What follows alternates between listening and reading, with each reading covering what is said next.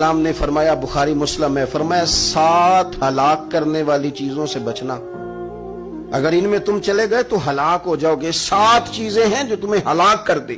یا رسول اللہ صلی اللہ علیہ وسلم وہ کون کون سی؟ تو حضور نے فرمایا اللہ کے ساتھ شریک نہ کرنا، ہلاک ہو جاؤ گے۔ دوسرا نبی پاک صلی اللہ علیہ وسلم نے فرمایا جادو نہ کرنا، ہلاک ہو جاؤ گے، ہلاک۔ اور یار جسے حضور فرما رہے ہیں ہلاک ہو جائے گا، وہ بچے گا؟ نبی پاک صلی اللہ علیہ وسلم نے تیسرے نمبر پر فرمایا جس شخص کے قتل کرنے کو اللہ نے حرام قرار دیا ہے اسے قتل نہ کرنا، ہلاک ہو جاؤ گے۔ چوتھے نمبر پر رسول پاک علیہ السلام نے فرمایا سود نہ کبھی بھی کھانا، ہلاک ہو جاؤ گے، ہلاک۔